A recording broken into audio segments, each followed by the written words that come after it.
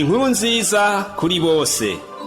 Inkuru nziza kuri bose ni ikiganiro utegurirwa kongera ugashikirizwa n'ishirahamwe Trans World Radio y'u Burundi. Wumva uremerewe ku mutima? Woba uruhijwe n'ivyaha? Akira umwami Yesu aguha amahoro.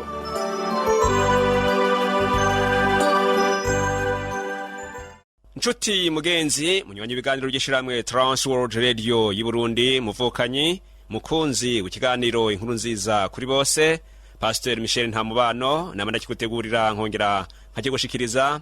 Ndakuramukije amahoro y'Imana data wa twese abane nawe. Nezerejwe cyane ko nongeye gusubira guhurira nawe kuri ino nsamirizi ya Republika y'u Burundi kugira ngo tuganire ku majambo y'Imana. Mu kuguha ikaze nkwifurije kunguka byinshi muri bino tugiye kwigira hamwe. Nshuti yanje, ubushize twaganiriye ku mpamvu abantu bamwe badatahura iby'ubwami bw'Imana. Impamvu nyamukuru twabonye nuko abo batemeye kwihana ngo bemere ubutumwa bwiza kugira ngo umuntu azohabwe ubugingo mu bwami bwo mwijuru. Twabonye intambuko zikomeye ategerezwa gucako, hari kwihana, kubatizwa mu mazi, kwisubiramwo canke guhindukira, hamwe no kurongorwa na mpwemu yera. Mugenzi, nk'uko twasezeranye imbere y'uko dutandukana, uno munsi tugira tumenye niryari tuzinjira muri ubwo bwami bw'Imana. Yesu Kristo ariko yishura abigishwa biwe kubijanye n'umunsi wo kugaruka kwiwe n'umuhero w'isi, yasiguye uko abatoranijwe abaciye kuri za ntambuko ko ari zine bazohabwa ikaze mu bwami. Dusome mu butumwa bwiza uko bwanditswe na Matayo igice ca 25 ku murongo wa 31 tugeze ku murongo wa 34. Gucira amahanga urubanza, ariko umwana w'umuntu azozira afise ubwiza bwiwe ari kumwe n'abamarayika biwe bose, niho azovyagira ku ntebe yiwe y'ubwiza. Amahanga yose azokuranirizwa mu nyonga ziwe, nawe azobarobanura nk'uko umwungere arobanura intama mu mpene. Intama zoziherereza iburyo bwiwe, impene nazo ibubamfu. Maze umwami azobwira abari iburyo bwiwe ati, nimuze abo data yahezagiye, muragwe ubwami mwateguriwe uhereye ku kuremwa kw'isi. Nshuti yanje, igihe abatowe bazinjirira mu bwami ni igihe Yesu Kristo azobaje mu cubahiro ciwe. Naho umugambi w'Imana wari uko abayo bazobanaho nayo ibihe bidashira mu ijuru, abakera ntibigeze batahura ukuntu ubwo bugingo bazobuhabwa. Bibiliya iravuga ivyeruye ko bishoboka ko umuntu apfurwa ibihe bidashira. Dusomye mu gitabo ca Ezekiyeli igice ca 18 ku murongo wa 20, haravuga ngo umuntu akora ivyaha niwe azopfa, nta uzozira ibigabitanyo vy'uwundi. Ibi bisigura ko umuntu atihanye atazosubira kubaho mu kindi gihugu aho Imana izobiri. Mucete intumwa Paulo yandikiye Abaroma igice ca 3 ku murongo wa 23 haravuga ngo bose bakoze ivyaha ntibashikira ubwiza bw'Imana. Kandi mu gice ca 6 na ku murongo wa 23 haravuga ngo ingero y'icaha n'urupfu, ariko ingabire y'Imana n'ubugingo budashira, kandi ubwo bugingo bubonerwa muri Kristo Yesu. Mugenzi, mu kwishura kuri ca kibazo kivuga ngo niryari tuzokwinjira mu bwami, umva uko intumwa Paulo atangura avuga mu cete ciwe ca mbere yandikiye Abikorinto igice ca 15 ku murongo wa 50 n'uwa 51 ngo abinyama n'amaraso ntibazoshobora kuragwa ubwami bw'Imana, kandi bibora ntibiragwa ibitabora. Ashishikara avuga ngo ehe ndababarira akabanga, ntituzosinzira twese, ariko twese tuzohindurwa. Abasinziriye bejejwe, ni ukuvuga ngo bapfuye mu buryo bw'umubiri ariko bagapfa bejejwe, bazikangura, ni ukuvuga ngo bazozuka, bambara imibiri idapfa. Abazoba bakiriho nabo bejejwe, imibiri yabo izohindurwa igirwe iyidapfa. Aho ni igihe inzamba yanyuma izobivuze Yesu agarutse, kandi ibyo byose bizoba mu kanya gato cane nk'ako gukubita urugohe. Yesu azoba aje gushiraho ubwami bw'Imana kw'isi. Mugenzi, abapfuye bejejwe bakangutse hamwe n'abazoba bakiriho bejejwe bose bamaze kwambara imibiri itabora, bazosanganira umwami Yesu mu kirere mu bicu, hanyuma bazokwama bari kumwe nawe ibihe byose. Niko tubisoma mu cete ca mbere intumwa Pawulo yandikiye abitesalonike igice ca 4 ku murongo wa 17.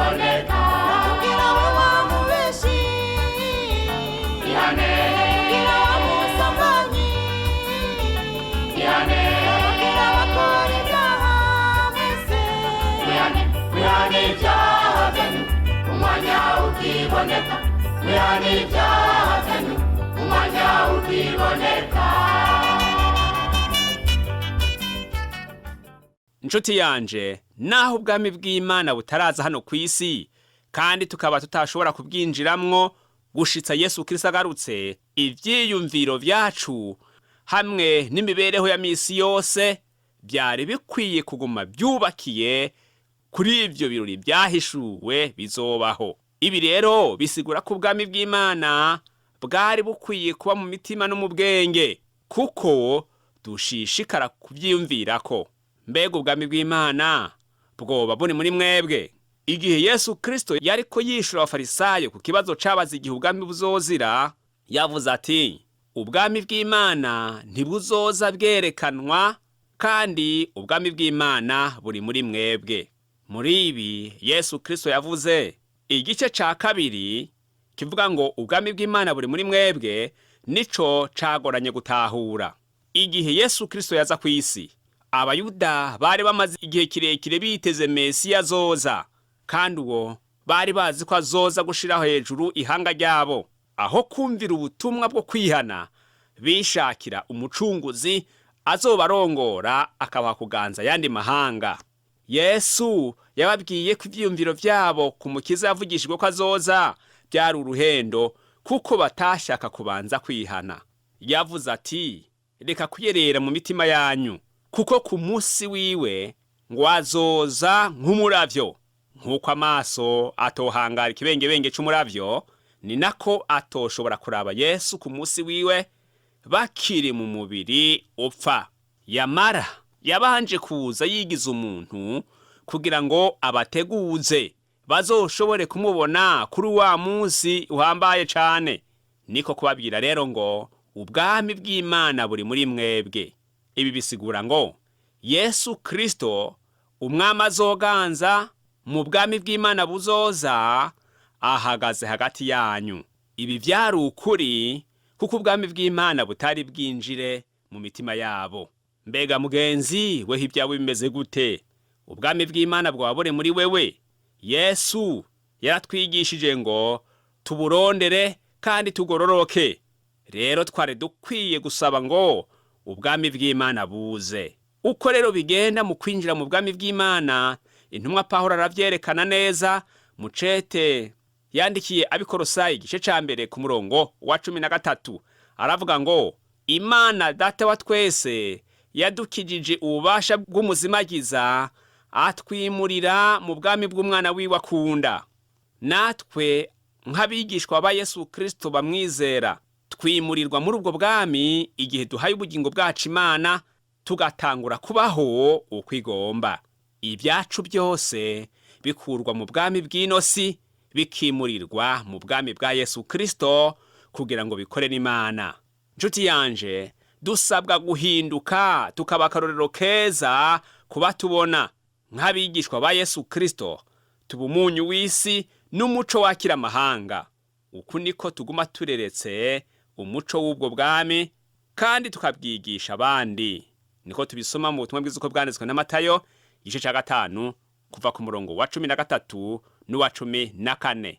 Mugenzi, mu minsi mikuru yahimbazwa mu isezerano rya kera uko umwaka utashe, harimwo uw'amahema wahimbazwa mu ntumbero yo kubaha Imana, nk'uko tubisoma mu gitabo c'Abalewi igice ca 23 ku murongo wa 34.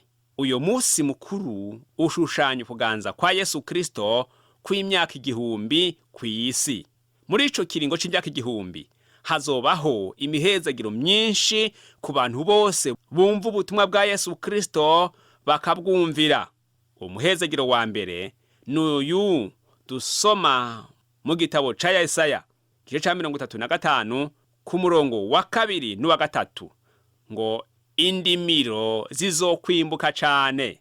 Kandi ahanyene muri Yesaya 35 ku murongo wa 5 n'uwa 6 tuhabona umuhezagiro ya kabiri ngo imibiri izokira ubumuga n'indwara vyose.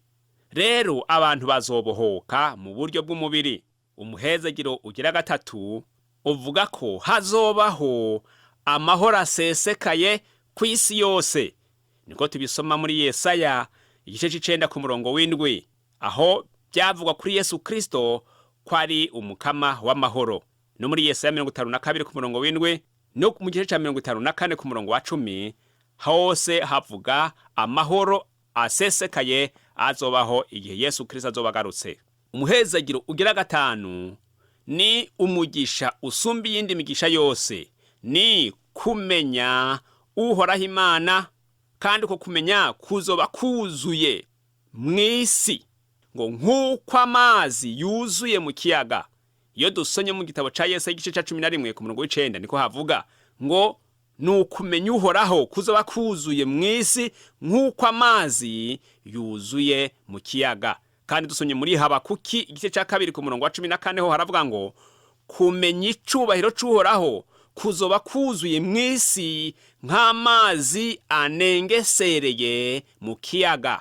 Nshuti yanje, kumenya uhoraho no kumenya icubahiro ciwe nivyo muhezagiro uruta iyindi yose abitavye umutumiro wo kuba mu muryango w'Imana bazogira. Hama kuri uyu muhezagiro haca hiyongerako kubaho ibihe vyose, ibihe bidashira. Hosiana, Hosiana, Hosiana, Hosiana, hahirwa umwamuje mw'izina ry'Uwiteka, amahoro n'icyubahiro biba hasumba hose. Hoziyana, Hoziyana, Hoziyana, Hoziyana, hahirwa umwamuje mu izina ry'Uwiteka, amahoro n'icyubahiro biba hasumba hose. Umunsi umwe Yesu yinjiye mu murwa Yerusalemu, mu cyubahiro cy'umwami w'abami. Abaturage b'uwo murwa basasa imyambaro yabo mu nzira hose Yesu yagiye anyura baririmba Hoziyana. Bari bazi ko azanywe no kubakiza ingoma mbi zo mu isi, kuko yahanuwe ko ari uzarengera ubwoko bw'Uwiteka. Ibyishimo bitaha mu mitima yabo, baririmba banyeganyeza amashami y'ibiti, indirimbo zikwiriye Yerusalemu. Nyamara we yazanywe no gutegura imitima y'abantu, ayigobotore mu ngoyi y'icyaha no mu rupfu rw'iteka. Umunsi umwe bazatahe mu rugo iwabo, baririmba banyeganyeza imisingi y'ijuru, indirimbo zikwiriye Yerusalemu. Twegereje umunsi wo kuzimurirwa iwacu, umukwe n'umugeni we binjira mu cyubahiro. Haririmbwa indirimbo y'akataraboneka, izaririmbwa n'abamarayika, izaba ari indirimbo yo kwakira umukwe acyuye umugeni we. Uwo munsi tuzasezera ku isi y'ibyago, icyaha n'urupfu bizaba bikuweho by'iteka. Turirimba n'ijwi rirenga ry'icyubahiro, dufatanye n'abamarayika, dusingiza umwami w'abami kandi nyir'ubutware bwose.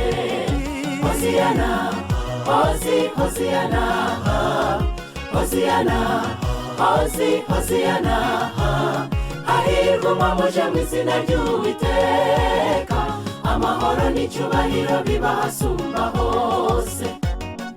Hoziyana, Hoziyana, Hoziyana, Hoziyana, hahirwa umwamuje mu izina ry'Uwiteka, amahoro n'icyubahiro biba hasumba hose. Mugenzi, kumaze kumenya iri banga ry'ubwami bw'Imana, Yesu arakubarira biciye muri aya majambo yabwiye intumwa ngo, ariko harahiriwe amaso yanyu kuko abona, n'amatwi yanyu kuko yumva. Niko dusoma mu butumwa bwiza uko bwanditswe na Matayo igice ca 13 ku murongo wa 16, ngo harahiriwe amaso yanyu kuko abona, kandi harahiriwe amatwi yanyu kuko yumva. Njuti yanje unyumviriza, urahiriwe kuko umenya iri banga ry'ubwami bw'Imana, ariko urabuhiriwe cane niwafata ingingo yo guhinduka. Yesu Kristo ariko akubarira ngo ubwami bw'Imana buri hafi, kandi akavuga ngo wihane, wizere ubutumwa bwiza, wizera ayo majambo akubwira avuga iby'ubwami. Uhejeje ivyo rero, kwihana no kwizera ubutumwa bwiza, utanga ururereke ubwami bw'Imana. Bisigura ngo urereke umunsi nzamba y'Imana iri buvugire.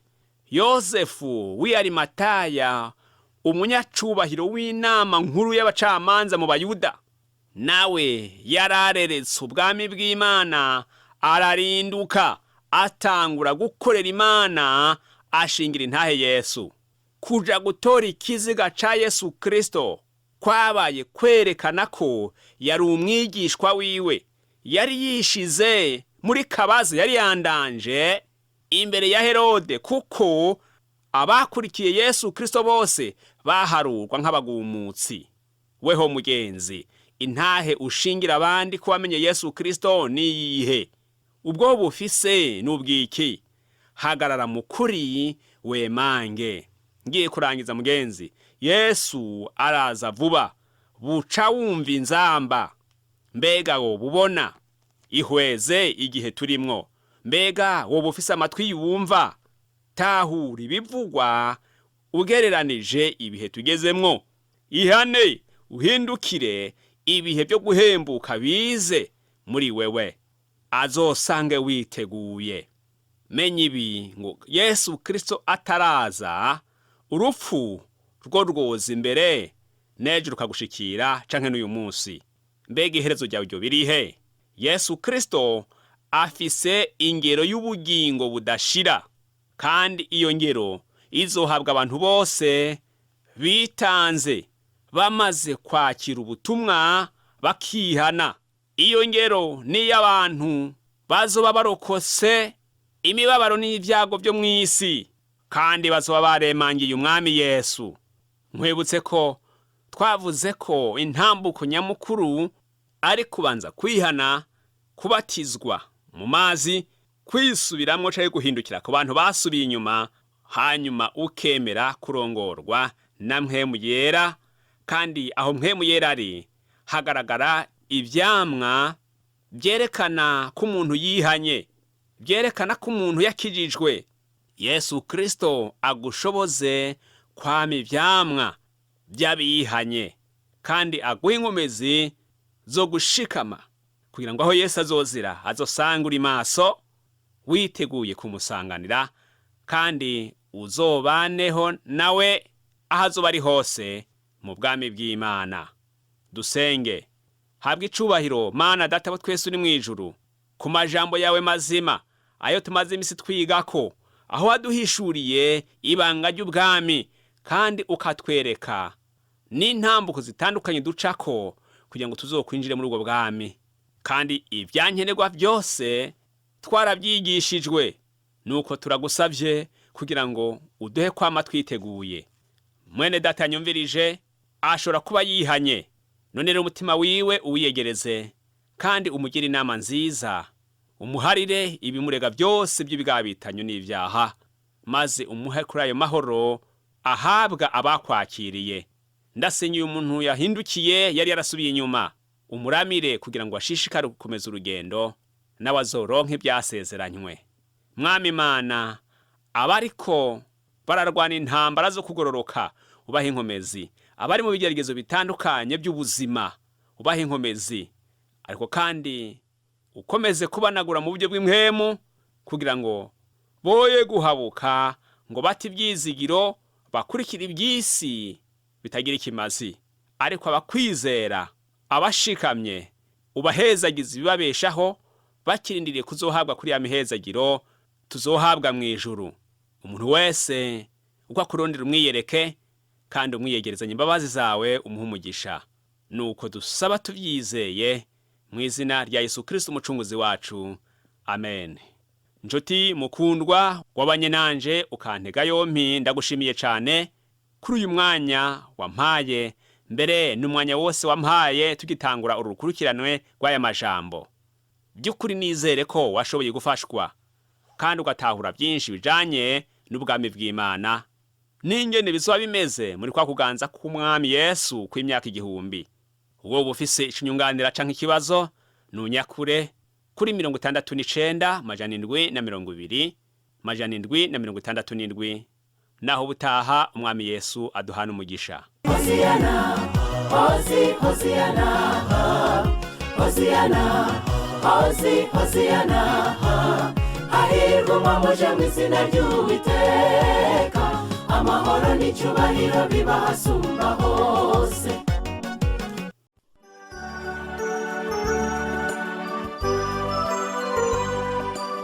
Ico cari ikiganiro inkuru nziza kuri bose.